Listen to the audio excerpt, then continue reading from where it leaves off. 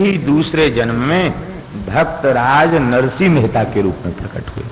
मुचकुंद महाराज ही दूसरे जन्म में भक्तराज नरसिंह मेहता के रूप में प्रकट हुए। साक्षात वृंदावन में महाराज का दर्शन किया, सहचरी बपू को प्राप्त किया और 52 बार भगवान ने प्रत्यक्ष प्रकट होकर के इनकी लीला को, इनके साथ लीला की, इनकी लड़की का भात भरा, इनके लड़के का ब्याह कराया। बड़ी बड़ी भात भरा तो पूरे खानदान को, पूरे गांव को, पूरे नगर को वस्त्र आभूषण भगवान ने दिए। और लड़के के ब्याह में तो जब ब्राह्मण देवता जूनागढ़ आए तो नागर जाति के ब्राह्मणों को देखा, बालकों को देखा तो सब में कोई ना कोई दोष था। और नरसिंह जी के पुत्र जो थे ना, वे बड़े सुंदर स्वरूपवान, सुंदर ऊर्ध्वपुंड्र तिलक, तुलसी की माला, ब्राह्मणों को देख के नमस्कार करें, भक्ति का तेज झलक रहा था। पुरोहित ने उसी को तिलक कर दिया। अब तो जितने ब्राह्मण थे उन्होंने सबने पंचायत करके वहां जहां से रिश्ता आया था वहां भेजा। बोले उसके घर में तो खाने को नहीं है, गोपी चंदन और खरताल रखा हुआ है, तुलसी की मालाएं, वो साधु महात्मा छानते घोटते रहते, उसके घर में कुछ नहीं है, भीख मांग के खाता है और साधुओं को खिलाता है। ऐसे के घर में ब्याह कर दिया। ब्राह्मण कहता था हमारा निर्णय गलत हो तो मैं अंगूठा काट दूंगा जिस अंगूठा से तिलक किया। बहुत वे महान संत हैं, महान भक्त हैं। लड़की के बाप ने चिट्ठी लिखी, कहा हमारे स्वरूपानुरूप बारात लेकर पधारें। मैं एक प्रतिष्ठित जमींदार हूं तो मेरे स्वरूपानुरूप बारात लेकर पधारें। कृपया आप स्वरूपानुरूप बारात लेकर आवेंगे तो आपका स्वागत किया जाएगा, अन्यथा ठीक नहीं होगा। हमारी प्रतिष्ठा में हानि होगी, आपकी भी प्रतिष्ठा में हानि होगी और संबंध नहीं हो पाएगा। आपने चिट्ठी को पढ़ा ही नहीं। बोले जो पढ़े लिखे वो पढ़े, हम क्यों पढ़े। चिट्ठी आई और चिट्ठी को ठाकुर जी के चरणों में रख दिया। बोले पढ़ लो, व्यवस्था कर दो, हम तो अपनी व्यवस्था से चलेंगे। एक टूटी बैलगाड़ी थी, उसी को जैसे तैसे ठोक ठाक करके जोड़ लिया। बहुत संत थे आपके घर में, 16 संत तो सूरदास थे, 16 सूरदास थे, जन्मांग थे, खूब कीर्तन करते थे, वहीं रहते थे। सबको गाड़ी पर बिठा लिया, सब आसन बासन रख के वहीं बैठ गए। आप पैदल चलने लगे। बूढ़े बैल कहां से मिले, चल पड़े। अब गांव में हल्ला मच रहा था, बोले बढ़िया नरसिंह की लड़के की बारात चल रही है। लड़का भी पैदल चल रहा है, सब पैदल चल रहे हैं, सूरदास बेचारे गाड़ी में बैठे हुए। ठाकुर जी खुद गाड़ीवान बन के आए हैं और नरसिंह के गाड़ीवान बनकर ठाकुर जी आए हैं, बारात को पहुंचाया है। और वहां तो समझ गए नरसिंह जी गाड़ीवान कौन है, ये द्वारिकाधीश ही गाड़ीवान बन के आए हैं। अब तो इतनी बारात लेके ठाकुर जी पहुंचे, हजारों हाथी घोड़े रथ, 156 करोड़ यदुवंशियों को बारात में लेकर भगवान। हल्ला मच गया, कहां किसकी बारात। बोले नरसिंह जी के लड़के की बारात। भगवान से पूछता आप नरसिंह जी के क्या लगते हैं। हाथ जोड़कर ठाकुर जी कहते मैं नरसिंह का गुलाम हूं, नरसिंह मेरे मालिक हैं, मैं उनका एक छोटा सा नौकर हूं। और जब आवाज सुनी तो पंडित जी ने कहा कि तुम्हारी सारी जमींदारी बिक जाएगी, उनके घोड़ों को घास नहीं खिला पाओगे, पानी नहीं पिला पाओगे। अब नरसिंह जी के चरण पकड़ लो। नरसिंह जी के चरण पकड़े। नरसिंह जी ने कहा हमारे ठाकुर जी हैं, इनसे प्रार्थना करो, लीला तो सब इनकी है। तब ठाकुर जी ने आधे बारातियों को तो लड़की के पक्ष में कर दिया और आधे में अपने हो गए और कहा भाई अब मिलजुल करके संभालो, ऐसे भी काम संभाल लो। ऐसी ऐसी लीलाएं कलयुग में की हैं। एक बार दो बार भगवत लीला का दर्शन नहीं, 52 बार प्रत्यक्ष प्रकट होकर के नरसिंह जी के साथ भगवान ने लीलाएं की। 52 बार घोर कलिकाल में 52 बार साक्षात्कार प्राप्त किया है श्री नरसिंह जी महाराज ने। अद्भुत भक्त हैं श्री नरसिंह मेहता। जगत विदित नरसिंह भगत, जिन गुज्जर धर पावन करी। गुजरात की भूमि को नरसिंह जी ने पवित्र कर दिया। महास्मार तक लोग भक्ति लवलेश न जाने, माला मुद्रा देखिता सुखी निंदा ठाने। ऐसे थे गुजरात के लोग, तिलक तुलसी देखें तो निंदा करने लग जाएं। तो ठाकुर जी ने नरसिंह जी को भेज दिया। ऐसे कुल उत्पन्न भयो भागवत शिरोमणि, ऊसरते सर कियो खंड दो सही खोयो जिनी। सारी गुजरात की भूमि ऊसर थी, वहां कोई आस्तिक पैदा नहीं होता, कोई भक्त उत्पन्न नहीं होता था। नरसिंह जी ने ऐसा भगवत प्रेम प्रवाहित कर दिया कि उस भूमि को उपजाऊ बना दिया। वहां जो उत्पन्न होगा वो भक्त ही होगा। खंड दोष ही खोयो जिनी, बहुत ठौर परचो दियो, रसरीति भक्ति हृदय धरी। रसरीति भक्ति माने वृंदावन की रसोपासना की भक्ति उनके हृदय में विराजमान की। जगत विदित नरसिंह भगत जिन गुज्जर धर पावन करी। यही श्री नरसिंह जी महाराज प्रकट हुए। क्या क्या ठाकुर जी ने लीला नहीं की। हुंडी चुकाई,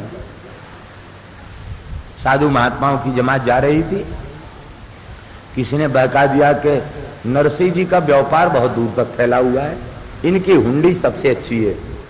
अब बीच में कोल भीलों का इलाका, लूट का भय, लोग यात्री लोग हुंडी लिखवा लिया करते थे। संतों की जमात ने हुंडी लिखवा ली और उन दुष्टों ने उनको समझा दिया था महंत जी को कि देखो नरसिंह जी के चरण पकड़ लेना और वो कितने भी मना करें तुम मानना मत।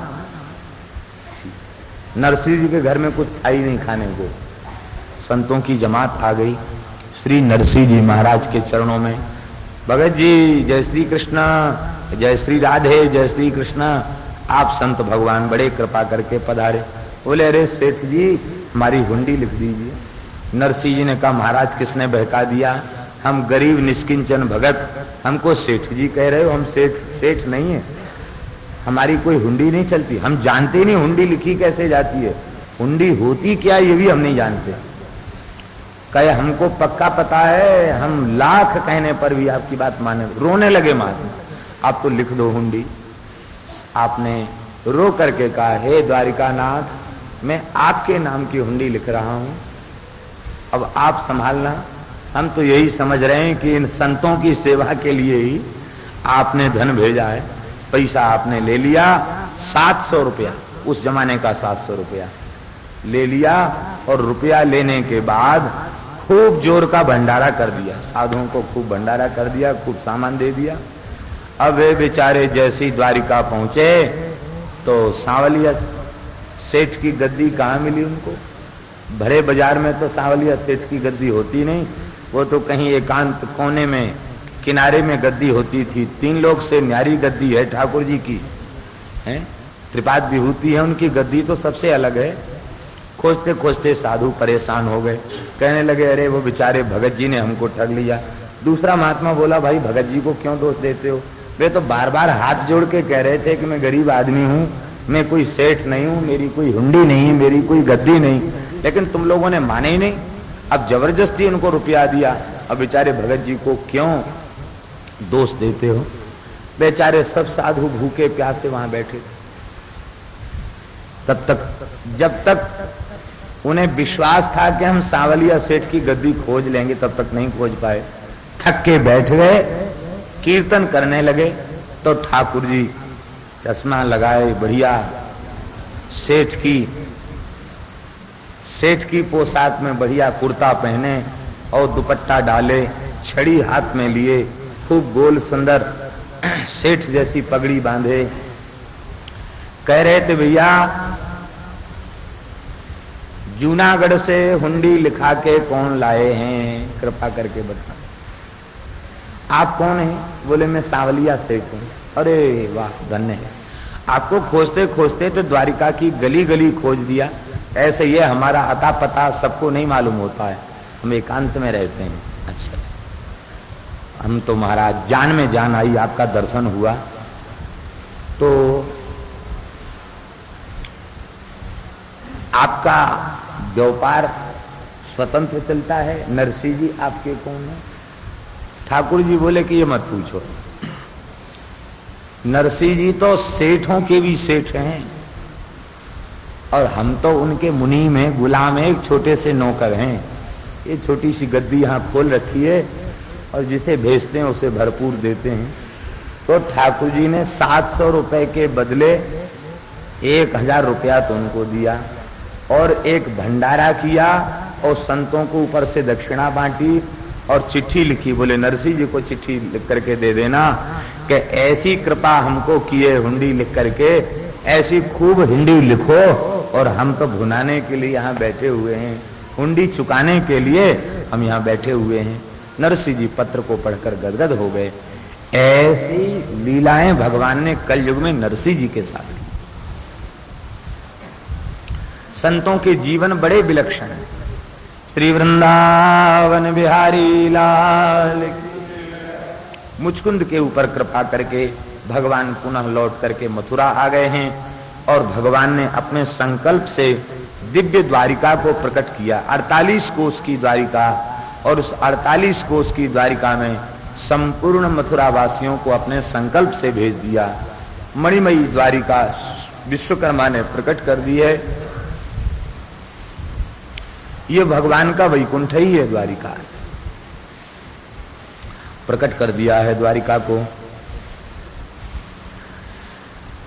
इधर भगवान दाऊ जी के साथ कुछ बैलगाड़ियों में सामान भर के जाने लगे, तब तक आ गया जरासंध। बोला कहां भाग रहे हो? तो इतना सुनते ही भगवान तेजी से भागने लग गए।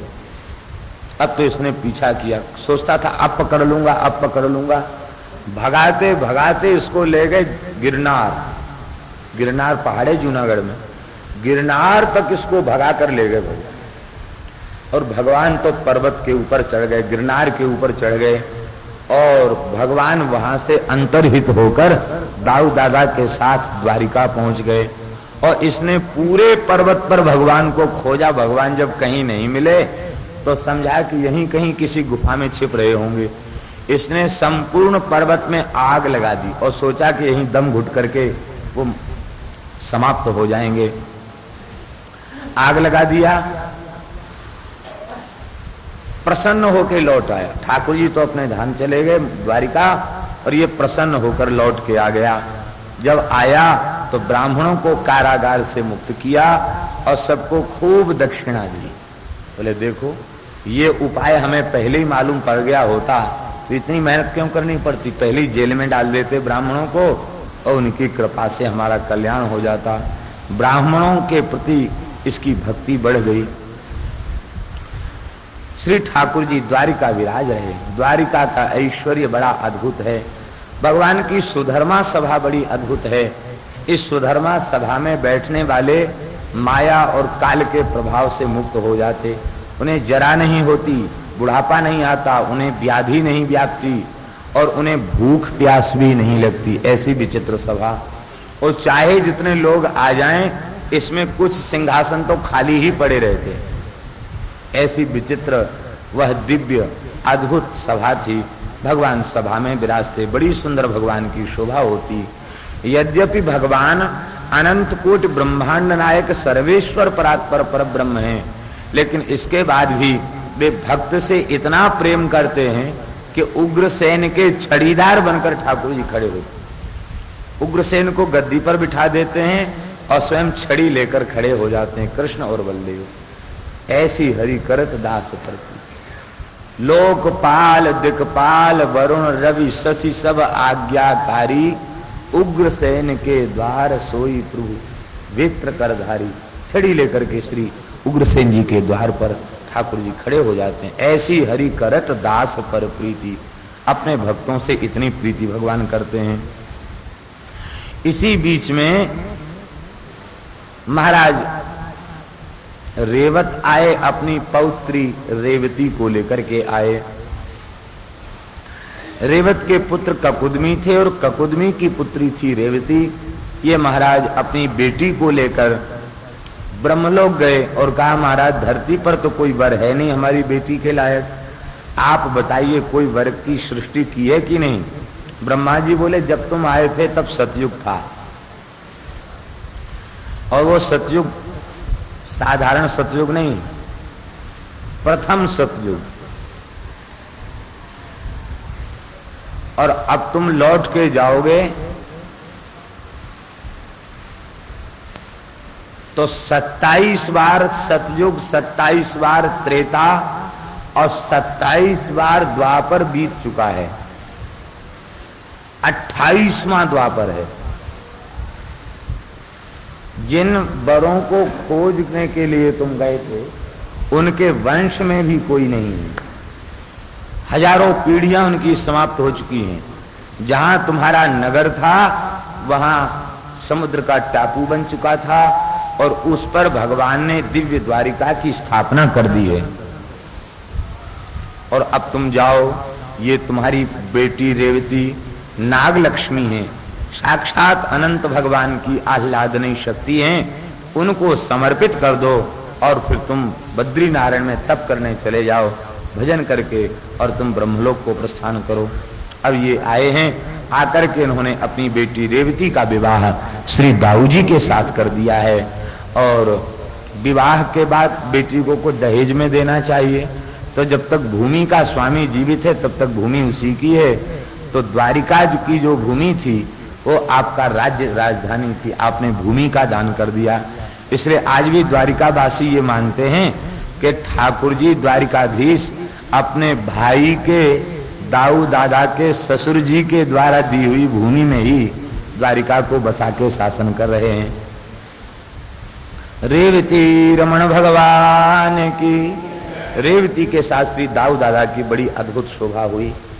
विष्णु पुराण के अनुसार एक और बड़ी सुंदर कथा है। कहते दाऊ जी तो थे द्वापर के और रेवती थी सतयुग की, इसलिए इनके कद में काफी अंतर था। रेवती बहुत ऊंची लंबी थी और दाऊ जी कुछ कद में छोटे थे। तो बात भी जब करना होती तो दाऊ जी को मुख कमल ऊपर उठा करके बात करना पड़ती। इस झांकी का दर्शन करके द्वारिका की स्त्रियां हंसी उड़ाती, कहती जय जय प्रभु, वाह, ऐसी जोड़ी न आज के पहले थी न आगे होगी। ये तो हम लोगों का सौभाग्य है जो ऐसी जुगल जोड़ी का दर्शन हो रहा। दाऊ जी को तनिक रोष आ गया। दाऊ जी ने अपने हल का स्मरण किया और हल को रेवती जी के कंधे में लगा के एक झटका लगाया, वो कंधे के बराबर हो गई। यद्यपि किसी लंबे व्यक्ति को झटका लगा के हल्का छोटा नहीं बनाया जा सकता और न किसी नाटे कद के व्यक्ति को खींचतान के लंबा किया जा सकता है, ये तो प्रकृति है। लेकिन दाऊ जी साक्षात परमात्मा हैं। आपने संकल्प किया, सत्य संकल्प हैं, आपने संकल्प किया रेवती जी हमारे अनुरूप हो जाएं, वे उनके बराबर की हो गई। रेवती जी दाऊ जी के बगल में खड़ी नहीं होती हैं, दूर थोड़ी दूर पर हाथ जोड़कर खड़े होते हैं। दाऊ जी में जाके दर्शन करो तो दाऊ दादा के हलमुशल युक्त दर्शन होते हैं और रेवती जी का दर्शन वहां से नहीं होता। बगल से आने पर रेवती जी थोड़ी दूर पर हाथ जोड़े खड़ी रहती हैं। वहां के पंडा कहते हैं दाऊ दाऊ सब कहे मैया कहे न कोई, दाऊ के दरबार में मैया कहे सो। दाऊ के दरबार में मैया कहे सो। रेवती मैया के यहाँ अर्जी पहले लगाते हैं, तब दादा सुनवाई करते हैं। बोलो दाऊ दादा की, रेवती महारानी की। ठाकुर जी द्वारिका में विराज रहे थे। एक ब्राह्मण रुक्मिणी का पत्र लेकर आया। कुंडनपुर नरेश महाराज भीष्मक इनकी पुत्री रुक्मिणी साक्षात भगवती महालक्ष्मी का स्वरूप हैं। श्री रुक्मिणी जी, उन्होंने श्री नारद जी के श्रीमुख से भगवान का चरित्र सुना, श्री कृष्ण की लीला सुनी, ब्रज लीला सुनी, मथुरा लीला सुनी, समस्त लीलाओं का गायन श्री नारद जी ने किया। उन लीलाओं को सुनकर के वे साक्षात भगवान की प्रिया तो है ही है, उनके हृदय में विशेष भाव की जागृति हुई और भगवान का ही वर्ण उन्होंने अपने मन से कर लिया। उनके पिता भीष्मक को और माता को जब पता चला तो अपनी बेटी के भाव का बहुत अभिनंदन किया और कहा ठीक है, मेरी बेटी वस्तुतः साक्षात परमात्मा के ही योग्य है, दूसरे के योग्य मेरी पुत्री नहीं है। लेकिन भीष्मक के बड़े लड़के का नाम था रुक्मी, यही सेनापति था और युवराज भी था। ये बड़ा दुष्ट प्रकृति का था, ये श्री कृष्ण से भयंकर द्वेष रखता था। इसने कहा कि मेरी बहन का विवाह इस भगोड़े कृष्ण के साथ नहीं, मेरी बहन का विवाह तो शिशुपाल के साथ होगा, शिशुपाल वीर है। इसने हठ पूर्वक अपनी बहन का विवाह शिशुपाल से निश्चित कर दिया। जाकर तिलकोत्सव कर आया, तिलक दे आया, टीका दे आया और बारात का समय भी निश्चित हो गया। भीष्मक ने विरोध क्यों नहीं किया? भीष्मक जी ने इसलिए विरोध नहीं किया कि वे जानते हैं कि एक तो हम वृद्ध हैं, फिर ये सेनापति है, हमारी बात मानेगा नहीं। हम इसकी बात का विरोध करेंगे तो ये हमको कारागार में डाल देगा और भयंकर अत्याचार करेगा, और करेगा फिर भी अपनी मन की। जब इसे अपने ही मन की करेगा तो फिर इसका विरोध करने का क्या तात्पर्य? वे मौन हो गए, कुछ भी नहीं कहा। शिशुपाल बारात लेकर आ गया, बारात भी आ गई। अब तो रुक्मिणी जी व्याकुल हो गईं और रुक्मिणी जी ने एक पत्र लिख करके ब्राह्मण को दिया। यह ब्राह्मण जैसे ही द्वारिका पहुंचा और भगवान के हाथ में पत्र दिया, भगवान उस पत्र को पढ़कर भगवान के नेत्रों में जल भर आया। भगवान गदगद हो गए रुक्मिणी की प्रीति को देख करके। रुक्मिणी वाच श्रुत्वा गुणान भुवन सुंदर शृण्वतां ते निर्विश्य कर्ण विवरैर हरतोंगतापम रूपम दृशाम दृशिमता मखिलार्थ लाभम त्वय्यच्युता विशत चित्तमपत्रपम मे। हे त्रिभुवन सुंदर, आपकी दिव्य कीर्ति कर्ण के माध्यम से हृदय में गई और हृदय में जो तीव्र ताप था विरहजन्य, वह ताप शांत हो गया। आपकी कथा ताप को शांत कर देती है, कुछ जलन को बुझा देती है। लेकिन हे भगवान, आपका जो मनोहर सुंदर स्वरूप है, उस स्वरूप के दर्शन के लिए नेत्र छटपटा रहे हैं। यह निर्लज्ज चित्त आप में आसक्त हो गया। अब आप ऐसी कृपा करें कि हमें सहज हमारे ऊपर कृपा करें। हे नाथ, कौन ऐसी रूपवती शीलवती कन्या है जो आपका वर्ण न करे? क्योंकि काले नृसिंह नरलोक मनोविराम।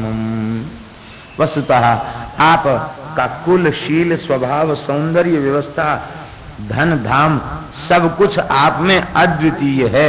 आपको देखकर मन आनंदित होता है, आपके चरित्र को सुनकर मन आनंदित होता है। इसलिए हे पुरुष भूषण, कौन ऐसी कन्या होगी जो आपका वर्ण नहीं करेगी? इसलिए हे भगवान, आप कृपा करके हमें स्वीकार करें। मैंने तो अपना सर्वस्व आपके चरणों में सौंप दिया है।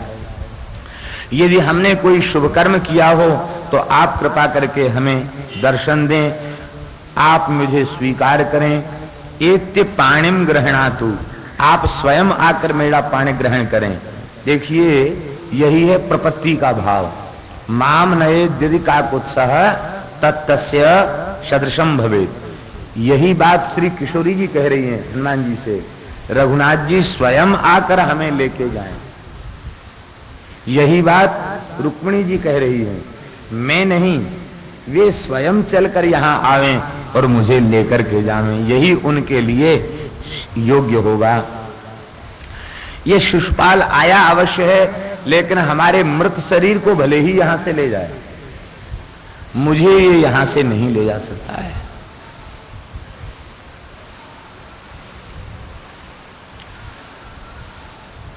इसके पाणी ग्रहण के पूर्व ही मेरे प्राण आपके निकट पहुंच जाएंगे, हमारी आत्मा आपके निकट पहुंच जाएगी।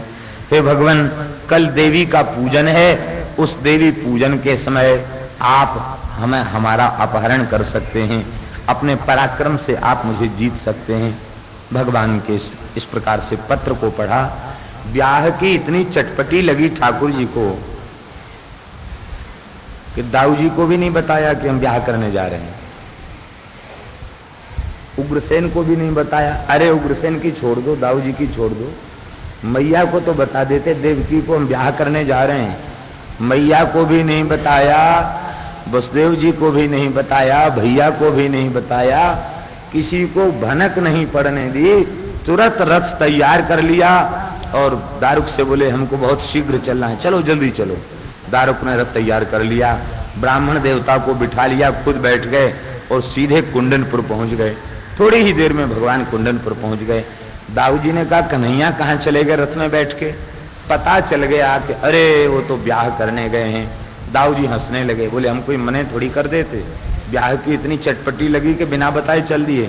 सौहार्द के कारण श्री दाऊ दादा ने नारायणी सेना को लिया और सेना को लेकर के श्री दाऊ दादा पीछे से चल दिए।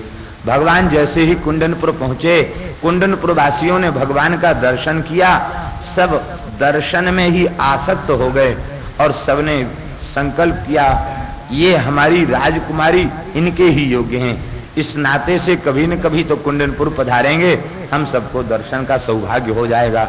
ये काला कलूटा शिशुपाल ये हमारी कन्या के योग्य नहीं है, हमारी राजकुमारी के योग्य नहीं। त्रिभुवन सुंदर श्याम सुंदर द्वारिकाधीश ही हमारी राजकुमारी के योग्य वर हैं। प्रार्थना करने लगे। इन असुरों में हड़कंप मच गया, दुष्टों में हड़कंप मच गया। ये कहने लगे आ गया।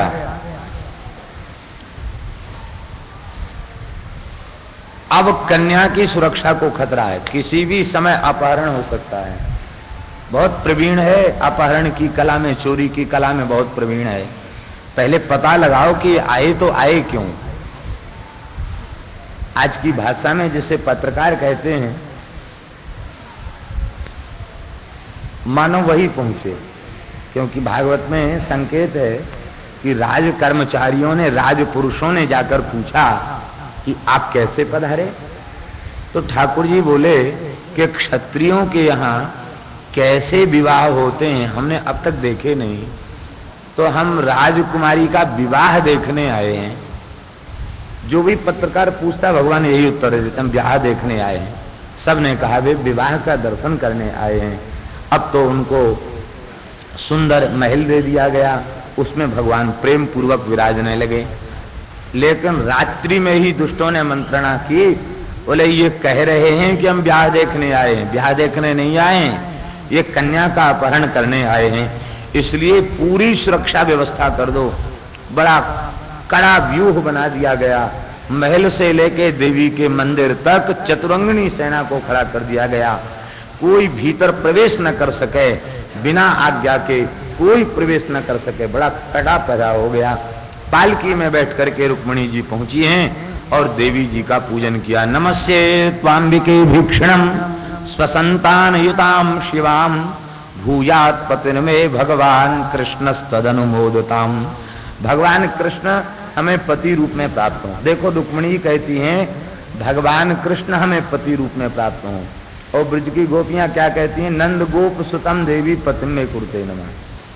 भगवान कृष्ण पति रूप में प्राप्त हो, इसमें ऐश्वर्य है, और नंद नंदन हमें पुत्र रूप में प्राप्त, पति रूप में प्राप्त हो, इसमें माधुर्य है। ये ब्रज की उपासना जो है ना, इसमें ऐश्वर्य का, यहाँ तो यद्यपि ऐश्वर्य और माधुर्य दोनों भगवान में अखंड रहते हैं, लेकिन फिर भी यहाँ के उपासक भगवान को नहीं चाहते, वे तो नंद गोप कुमार को चाहते हैं। बोलो वृंदावन बिहारी लाल की। रुक्मिणी जी ने देवी का पूजन किया, खसी माल मूरत मुस्कानी, और जैसे ही बाहर निकली हैं ठाकुर जी की प्रतीक्षा में उन्होंने अपने वस्त्र को हटा करके देखा। वे संसार को नहीं देख रही थी, वे श्री कृष्ण को ही देख रही थी, लेकिन उनके छवि का दर्शन करके, वे साक्षात महामाया हैं, उनकी छवि का रूप का दर्शन करके वे सब जितने सैनिक थे वे हक्के बक्के से खड़े रह गए। कहने लगे अरे इतनी सुंदरी, बस कहते कहते उसके हाथ पैर ढीले पड़ गए, चित्र लिखित से रह गए, जैसे किसी ने चित्र बना दिया हो। ये स्थिति उनकी हो गई। और ठाकुर जी ने कोई शीघ्रता नहीं की, जाकर देवी जी को भी राम राम किया, और राम राम करने के बाद रुक्मिणी जी को बड़े प्रेम पूर्वक देखा गोद में उठाया, गोद में उठा करके रथ में विराजमान कर दिया। रथ में विराजमान करके रथ को द्वारका की ओर मोड़ दिया और शंख बजाया 5 जन ने। जैसे ही 5 जन ने शंख बजाया, बड़ी जोर की ध्वनि भई। कहने लगे भैया कहाँ भयो? अरे बोले हुआ क्या, कन्या गई। कहाँ गई रुक्मिणी? बोले रुक्मिणी तो गई। वे सब छाती कूटने लगे, माथा कूटने लगे, कहने लगे कि जैसे सिंहों के झुंड के बीच से सियार शिकार को ले जाए ऐसी ले गया। अब बोले चाहे सियार कहो चाहे गीदड़ कहो, कुछ भी कह दो, वो तो कन्या तो गई। अब गाली देने से क्या लाभ। सबसे भारी दुर्दशा थी शिशुपाल की। रो रहा था फूट फूट करके। रोने की बात ही है, दुल्हा के सारे नेग हुए, हल्दी चढ़ी, तेल चढ़ा और पूरे गांव में उसकी यात्रा निकली। इसके बाद कुंडनपुर आया तो बारात भी निकल गई। अब सब कुछ हो गया, बेचारे का दुल्हा के रूप में मोर बंध गया, सारे नेग हो गए। अब जब बहू चली गई तो उसको तो कष्ट हो गई, बेचारे को बहुत रो